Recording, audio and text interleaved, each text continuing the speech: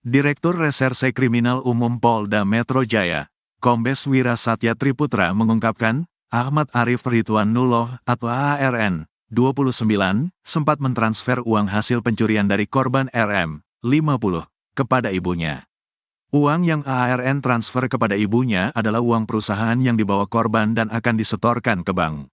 Setelah melakukan pembunuhan kepada korban, AARN lantas membawa uang senilai 43 juta rupiah tersebut.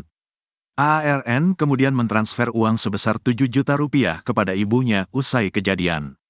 Memang benar bahwa tersangka ada mentransfer uang kepada ibunya, yaitu berjumlah awalnya 7 juta rupiah, kata Kombes Wira dilansir Tribun Jakarta, Minggu, tanggal 5 Mei tahun 2024. Namun uang itu kemudian diminta lagi oleh AARN, lalu ibunya pun mentransfer uang sebesar 2 juta rupiah kepada AARN. Artinya masih ada lagi uang 5 juta rupiah yang ada di rekening ibu AARN. Kini buku rekening milik ibu AARN pun telah disita oleh polisi.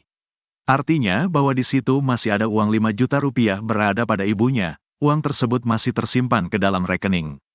Kami sudah melakukan penyitaan terhadap buku rekening daripada orang tua tersangka, ungkap Kombes Wira. Diketahui AARN telah melakukan tindak pidana pembunuhan kepada korban RM di sebuah hotel di Bandung, Jawa Barat, Rabu, tanggal 24 April tahun 2024. Seusai membunuh, AARN kemudian membuang jasad korban yang disimpannya di dalam koper di Cikarang Barat, Bekasi. AARN dan korban adalah rekan kerja di perusahaan yang sama. Korban bekerja sebagai kasir, sedangkan AARN menjabat sebagai auditor di perusahaan mereka. Dari hasil pemeriksaan, awalnya AARN tidak berniat mengambil uang 43 juta rupiah yang dibawa korban. Hasil pemeriksaan kami, pelaku tidak ada niatan untuk sengaja mengambil uang yang dibawa RM, ungkap Kapolsek Cikarang Barat Kompol Gurnelt Patiran, Jumat, tanggal 3 Mei tahun 2024. Namun karena korban sudah meninggal dunia dan ada uang di situ, lanjut Gurnelt, pelaku kemudian mengambil uang tersebut. Gurnelt menyampaikan, uang yang diambil AARN pada akhirnya ia pakai untuk membiayai segala macam hal setelah membunuh korban. Uang 43 juta rupiah itu, kata Gurnelt, dipakai membeli koper sebanyak 2 kali, menyewa mobil dari Bandung menuju ke Bitung, Tangerang, serta menyewa mobil untuk kembali ke arah Cikarang, Kalimalang, dan menuju ke Bandung. Jadi memang duit yang ada pada korban, itu tidak direncanakan untuk dirampok ataupun dicuri, jelas Gurnelt. Kendati demikian, motif ekonomi turut masuk ke dalam kasus pembunuhan ini. Untuk motif ekonomi di sini ada karena pelaku mengambil uang yang ada pada korban. Uang di mana uang itu adalah uang dari perusahaan, korban, imbuh Gurnelt.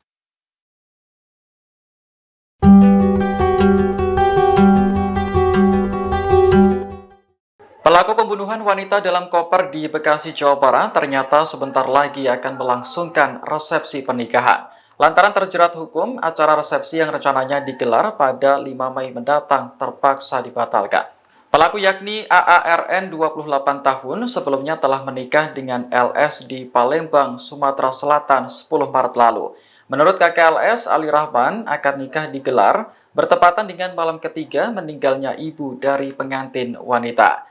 Saat ini LS dikabarkan mengalami syok berat dan bahkan tak mau berbicara. Setelah ditinggal sang ibu, pengantin wanita tersebut juga batal menggelar resepsi.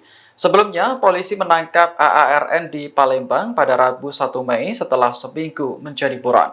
Pelaku ditangkap karena membunuh rekan kerjanya, RM, di sebuah hotel kawasan Bandung, Jawa Barat.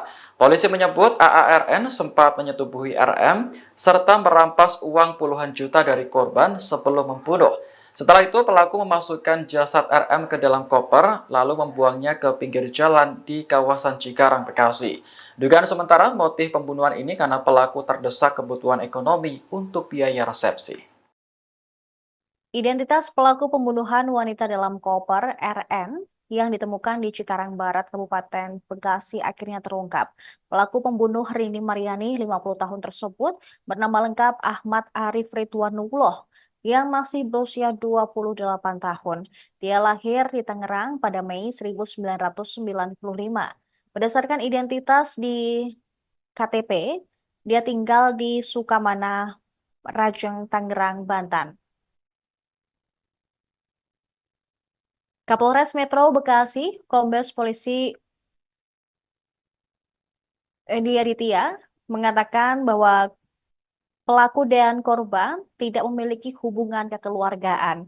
Namun, Ahmad merupakan tim audit di sebuah perusahaan yang sama dengan korban. Polisi sejauh ini belum menjelaskan lebih detail apakah hubungan kerja yang dimaksud teman atau perusahaan, teman dalam satu perusahaan atau lebih dari itu.